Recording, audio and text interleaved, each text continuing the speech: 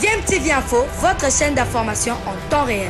La politique, la santé, le sport, les faits de société, la musique, les rumeurs et bien plus encore. Vous découvrirez cela dans notre chaîne DMTV Info.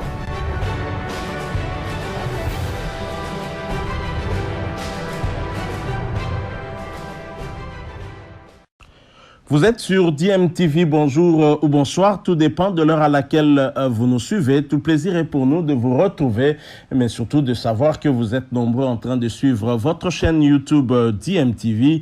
DMTV qui vous propose l'actualité, mais vous propose également des analyses et des réflexions sur des sujets d'actualité, sur des faits sociaux ou tout simplement sur des réalités que nous observons ici chez nous en République démocratique du Congo. L'actualité, c'est aussi le petit tour d'horizon que vous aimez bien, que nous vous proposons, histoire de vous donner les quelques news que nous avons pu récolter, des performances de nos internationaux congolais. Après Chancel Mbemba Mangoulou, après Elia Meshak, après bien évidemment Fabrice Ntsakala, dont les équipes sont qualifiées pour la phase de groupe de la Champions League de l'UEFA, Champions League européenne. En Europa League également, plusieurs Congolais se sont qualifiés, même si il y en a aussi qui ne se sont pas qualifiés. C'est le cas de Marcel Tisserand, le capitaine des Léopards de la République démocratique du Congo. Le cas également du boss Christian Louindama qui est parvenu à se qualifier à l'arraché. Il y a également un autre joueur qui a réussi à se qualifier, c'est Michel-Ange Balikwisha avec l'équipe de Royal Antwerp. C'était dans la douleur. Malheureusement pour le latéral gauche de la République démocratique du Congo, Glody Ngonda, et ainsi qu'un autre Congolais, il s'agit de Joël Kayamba, cela n'aura pas marché, ça n'a pas réussi. On va donc parler de l'Europa League et des qualifiés côté congolais, de ceux qui sont malheureusement éliminés. Alors nous commençons ce petit tour d'horizon par le club turc de Fenerbahçe où le coéquipier de Mesut Özil, notre compatriote et capitaine de l'équipe nationale Marcel Tisserand, a eu à faire très très fort avec son équipe de Fenerbahçe à l'extérieur en Finlande sur le terrain de HJK Helsinki, l'équipe de la capitale de la Finlande qui recevait Fenerbahçe. Pour les observateurs, en tout cas, on ne voyait pas Fenerbahçe s'imposer tant lors du match aller, c'était difficile. C'est en tout cas dans la douleur que Fenerbahçe avait réussi à s'imposer sur le score d'1-0, une petite marge, mais lors de ce match retour, c'est 2-5 score que Fenerbahçe inflige à HJK Helsinki. En première période, c'était 1-2 déjà. Fenerbahçe mené. Alors évidemment, notre compatriote Marcel Tisserand était titularisé comme lors du match aller dans la défense de Fenerbahçe avec comme système le 3-4-3, système avec 3 défenseurs, 4 milieux de terrain et 3 attaquants. Ça a payé visiblement et le match débute très fort pour Fenerbahçe qui ouvre la marque dès la 11e minute par Ener Valencia et 3 minutes plus tard, le même Ener Valencia va inscrire un doublé pour le 0-2. HJK Helsinki va réduire le score. Ce sera à la 27e minute pour le 1-2, score à la mi-temps. Lorsque nous arrivons en deuxième période, très rapidement, Ener Valencia s'illustre encore pour un triplé, 1-3 à la 52e minute. Avant, bien sûr, d'ajouter d'autres buts.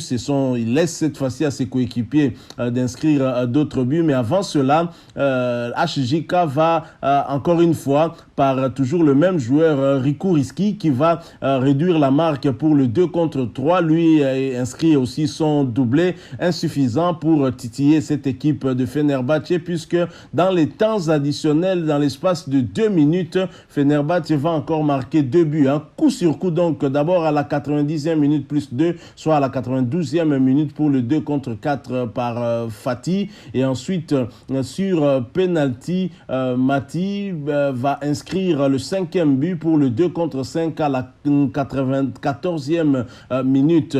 Belle victoire donc pour notre compatriote Marcel Tisserand qui sera d'ailleurs ici à Kinshasa pour les 2 premières journées des éliminatoires de la Coupe du Monde Qatar 2022. Le 2 septembre prochain, ce sera déjà face à la Tanzanie à Lubumbashi avant de se déplacer vers le Bénin pour y affronter les écureuils l'accueil du Bénin le 6 septembre prochain. Alors sur les deux matchs, Fenerbahçe aura finalement réussi à gagner si on cumule les deux scores par 2 contre 6 ou 6-2, ce qui qualifie Fenerbahçe pour le tour suivant. Là, on jouait les barrages.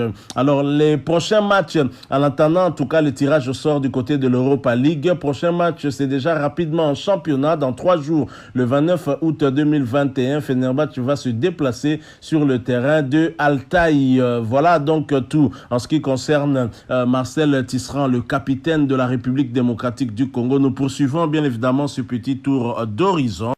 Quittons Marcel Tisserand et Fenerbahçe, mais restons en Turquie pour avoir des nouvelles d'un autre international congolais. Il s'agit de Christian Luyendama avec Galatasaray qui devait en découdre avec Randers FC, club du Danemark. Lors du match aller, les deux équipes s'étaient séparées 2-2, un but partout. Et pour ce match, ça commence plutôt mal pour Christian Luyendama, puisqu'à la mi-temps, l'équipe turque est menée 0 but contre 1. On avait vraiment peur pour Christian Luyendama. Il faut dire que Galatasaray ne joue pas, en tout cas, sans encaisser de but. Ces derniers temps, il y a un problème très clairement au niveau de la défense de Galatasaray, mais heureusement, ils ont su quand même puiser dans leur trip pour arracher cette victoire synonyme de qualification. Et l'international congolais, auteur d'un but lors de la dernière journée du championnat turc de première division, qui avait d'ailleurs sauvé son équipe, permis à Galatasaray de remporter un match qui était tout aussi compliqué. Et pour ce match, le coach Fatih Terim avait opté pour un système de 4-2-3-1 où Christian Luyendama a été bien titulaire dans la charnière centrale de Galatasaray. Et Christian Luyendama a fait une prestation honorable avec un carton jaune qu'il a écopé en cours du match. Et le match qui débute plutôt mal pour Galatasaray, qui va encaisser très rapidement un but par Marvin à la 11e minute. Les visiteurs ouvrent le score et maintiennent ce score jusqu'à la mi-temps, 0 but contre 1. Heureusement pour Galatasaray, dès l'entame de la deuxième période, à la 48e minute, Patrick va permettre à l'équipe turque, de pouvoir espérer dans ce match et donc égaliser sur les deux rencontres d'ailleurs, puisque la première rencontre aller au Danemark s'était soldée sur le score de 1 but partout. 1 but partout donc à la 48e minute avant que Galatasaray ne prenne le dessus à la 59e minute, grâce à un penalty transformé par Frédéric.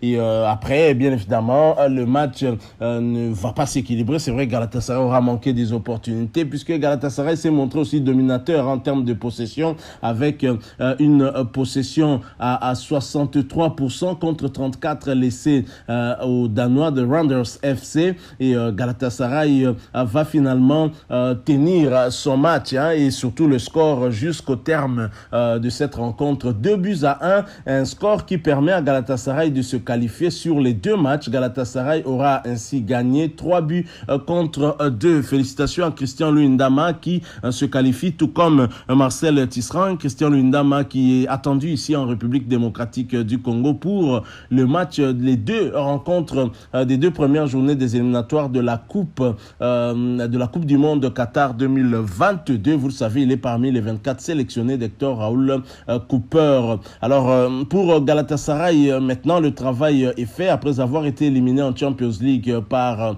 le PSV Eindhoven, et Galatasaray, maintenant, progresse plutôt bien. Il a réussi à se sortir du piège du club danois de Randers FC dans ses barrages.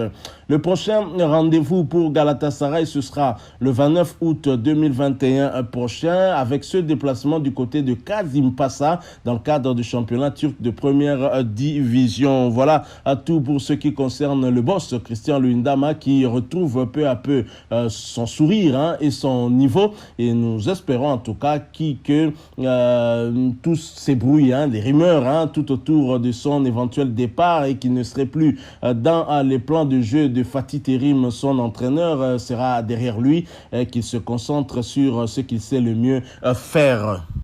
Alors, quittons Christian Luyindama pour parler d'un autre Congolais qui a réussi à se qualifier dans la douleur, même s'il n'est pas encore international congolais. Il s'agit de l'ancien sociétaire du Standard de Liège et coéquipier de Merveille Bopé et de Jackson Mouleka, tous les deux blessés, à qui nous souhaitons nos prompts rétablissements. Alors, il s'agit de Michel-Ange Balikwisha qui jouait avec son équipe de Royal Antwerp face à Omonia à Nicosia. Lors du match aller, les clubs anversois avait perdu à l'extérieur sur le score de 4 buts contre 2. Il y a eu donc remontada, 2-0 et le deuxième but a été inscrit en tout cas aux ultimes minutes. En première période, c'est vrai que Royal Antwerp menait par 1-0 et la qualification a été obtenue lors de cette séance de tirs au but, 3 buts contre 2. Et pour ce match, bien évidemment, notre compatriote Michel-Ange Balikwisha était bien titulaire dans ce système de 4-4-2 choisi par l'entraîneur de Royal Antwerp. Neil Depeau n'était pas titulaire, il n'était même pas sur ce banc, si je ne me trompe pas. Et Michel-Ange Balikwisha a bien évidemment joué toute la rencontre, ce qui est une bonne chose pour lui. Et ce match débute bien pour Royal Antwerp parce qu'il fallait remonter 2 buts avec le système avec cette règle de but marqué à l'extérieur qui n'existe plus. Il fallait gagner par 3 buts d'écart pour espérer se qualifier directement ou à défaut gagner par 2 buts d'écart et jouer les prolongations. C'est le travail qu'auront fait les joueurs de Royal Antwerp, les coéquipiers de Michel-Ange Balikwisha et lui-même. À la 28e minute, Koji Miyoshi inscrit l'ouverture du score et c'est ce score qui sanctionne cette première période. À la deuxième période, le match est un peu compliqué pour Royal Antwerp. L'équipe de Omonia Nicosia se replie un peu, essaye de conserver ce score pour espérer se qualifier puisqu'ayant remporté par 2 buts d'écart lors du match aller, mais c'était sans compter sur Peter Gerkens qui va donner le deuxième but à Royal Antwerp, lui qui avait fait son entrée à la 71e minute. Il va donc permettre à Royal Antwerp d'égaliser sur les 2 rencontres en inscrivant ce deuxième but. Le score à la fin de ce match, à la fin du temps réglementaire, allais-je dire, finalement, sera de 2-0. Il faudra bien aller aux prolongations. Lors des prolongations, les deux équipes se neutralisent. 0 but partout et donc on est obligé d'aller vers la séance des tirs au but. Et ce sont les visiteurs qui vont commencer. Jordi Gomez va rater son tir au but avant de voir Birger Verstraete inscrire celui de Royal Antwerp.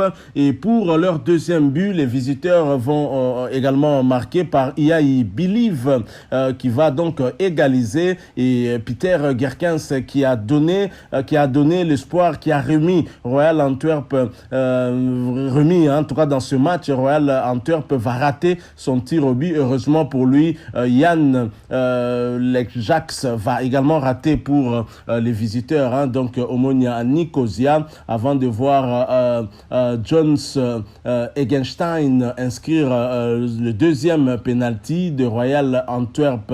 Et Hector Just va égaliser pour Omonia Nicosia et Koji Miyoshi va inscrire le troisième but de Royal Antwerp et Panagiotis va louper le quatrième tir au but des visiteurs, le cinquième des visiteurs, ce qui permet donc tout de suite directement à Royal Antwerp de remporter ce match sur penalty, 3 buts contre 2. Félicitations à Michel-Ange Balikwisha qui a fait une très belle rencontre, même si à la 112e minute il avait écopé d'un carton jaune. Il était exemplaire tout au long des 90 minutes. Il se qualifie donc en rejoignant Marcel Tisserand et Christian Luyindama pour le prochain tour, en attendant bien sûr le tirage au sort. Poursuivons ce petit tour d'horizon. Maintenant, nous allons parler de 2 Congolais qui n'ont pas réussi à se qualifier pour clore ce tour d'horizon. Il n'aura pas eu de chance. Lui, c'est le latéral gauche de la République démocratique du Congo, Glody Ngonda, qui faisait face à un club semi-professionnel, un club britannique de Gibraltar, Lincoln Red, qui aura réussi finalement à éliminer FC Riga de Glody Ngonda. Un match qui s'est soldé sur le score de 1 but partout, comme lors du match aller. En Lettonie, bien évidemment, et c'est lors des prolongations que l'équipe de Lincoln Red va prendre le dessus sur Riga FC de Glody Ngonda. Et pour ce match, l'international congolais, qui fait d'ailleurs partie des 24 sélectionnés d'Hector Hall Cooper pour les 2 premières journées des éliminatoires de la Coupe du Monde Qatar 2022, Glody Ngonda a été bien titulaire dans la défense de cette équipe de Riga FC du côté gauche, bien évidemment, comme latéral gauche avec un système de 4-3-3. Tout a pourtant vraiment mal débuté, bien débuté pour Glody Ngonda, puisque son équipe va réussir à ouvrir la marque à la 19e minute par Yuri, et on espérait en tout cas voir l'équipe tenir le coup et maintenir ce score jusqu'à la fin du match, mais dès la 32e minute, l'équipe de Lincoln va réussir à égaliser. Le score de 1 but partout sera le score à la première mi-temps et même jusqu'au terme de la rencontre. Les prolongations, donc, puisque lors du match aller, les 2 équipes s'étaient soldées également sur le score de 1 but partout. Il n'y avait ni vainqueur ni vaincu. Et lors des prolongations, Lincoln va mettre les bouchées doubles et inscrire le premier but lors des temps additionnels de la première mi-temps de cette prolongation par Roy, qui va donc inscrire le 2e but de cette rencontre avant de voir son coéquipier lui emboîter le pas dans les temps additionnels de la 2e mi-temps de cette prolongation. 3 buts à 1. Glody Ngonda est tombé, mais il sera tombé avec son équipe arme à la main. Alors le prochain rendez-vous pour Glody Ngonda, ce sera bien évidemment dans le championnat de Lettonie, avec ce déplacement du côté de Valmiera FK le 29 août 2021 prochain. Il faut oublier cet épisode de l'Europa League. Triste, une belle expérience, une première pour Glody Ngonda, qui n'a pas pu jouer cette compétition avec son équipe de Dijon, qui a pu quand même jouer avec le FC Riga, même si ça n'a pas marché. On aurait pu espérer quand même qu'ils aillent beaucoup plus loin, comme Marcel Tisserand, comme Michel-Ange Balikwisha, ou encore comme Christian Louindama, qu'à cela ne tienne. Il va bien continuer le championnat et pourquoi pas la saison prochaine revenir encore beaucoup plus fort dans cette compétition. Terminons ce petit tour d'horizon par un autre Congolais qui est tombé arme à la main. Il s'agit de Joël Ngandou Kayamba avec son équipe de la République tchèque Victoria Plzeň, qui a été éliminé dans ces barrages de l'Europa League par le CSKA Sofia, alors qu'au match aller, Plzeň avait remporté 2-0 à domicile. On ne pensait pas voir CSKA Sofia remonter les 2 buts et remporter au final cette double confrontation, donc cette 2e rencontre. Et notre compatriote Joël Ngandou Kayamba n'avait pas été titularisé avec son équipe de Victoria à Plzeň, qui avait choisi comme système le 4-1-4-1. Il va faire son entrée vers la fin du temps réglementaire, où son équipe était déjà menée par 2-0 et on se dirigeait tout droit vers les prolongations. Et ce match débute déjà mal pour le Victoria Plzeň, qui reçoit une douche froide dans la 6e minute avec l'ouverture du score de Graham Carey, qui inscrit ce but pour le CSKA Sofia. 1-0 score à la mi-temps, et à l'entame de la 2e mi-temps, le match semble s'équilibrer, mais à la 63e minute, Georgi Yomov va corser l'addition 2-0 et qui remet les 2 équipes à égalité sur les 2 rencontres, puisque lors du match aller, Victoria Plzeň avait gagné par 2-0. À la 90e minute, Joël Ngandou Kayamba fait son entrée, remplaçant ainsi Lou Doha. Et le match se termine par ce score de 2-0 à l'avantage de CSKA Sofia. Lors des prolongations, à la première mi-temps des prolongations, le match se termine sur le score nul. C'est en deuxième mi-temps de ces prolongations que Jürgen Matej va inscrire le troisième but pour le CSKA Sofia, but qui leur permet de se qualifier pour le tour suivant et donc d'éliminer notre compatriote Joël Ngandou Kayamba. Ngandou Kayamba qui avait fait son entrée en jeu à la 90e minute et qui va quitter plus rapidement également ses coéquipiers à la 114e minute. Ses performances n'ont peut-être pas été bonnes aux yeux de son entraîneur. Il entre et aussitôt entré, il va sortir également et son équipe va encaisser juste après 5 minutes après que Joël Ngandou Kayamba ait été remplacé par Jean-David Boguel. Donc voilà tout ce que nous avons voulu partager avec vous. Nous sommes arrivés à la fin de ce petit tour d'horizon, mais avant de terminer, sachez que pour le prochain rendez-vous en ce qui concerne Joël Ngandou Kayamba, ce sera en championnat le 29 août prochain sur le terrain de FC Radek. Donc c'est cela dans le championnat de la République tchèque de première division, bien évidemment. Merci beaucoup à vous qui nous avez suivis. Si vous avez aimé, laissez-nous un maximum de j'aime. Likez donc cette vidéo. Merci de partager avec nous votre point de vue en nous le laissant à travers un commentaire. Abonnez-vous sur cette chaîne si vous êtes nouveau ou ancien mais que vous ne vous êtes pas encore abonné. Et n'oubliez pas d'activer la notification en cliquant tout simplement sur cette petite cloche que vous verrez apparaître dès que vous serez abonné parce qu'elle vous permettra de ne plus rien manquer des prochaines vidéos que nous allons vous proposer. Encore une fois, merci à vous. Nous espérons vous retrouver bientôt avec un autre sujet d'actualité. En attendant, portez-vous bien et DMTV vous dit au revoir.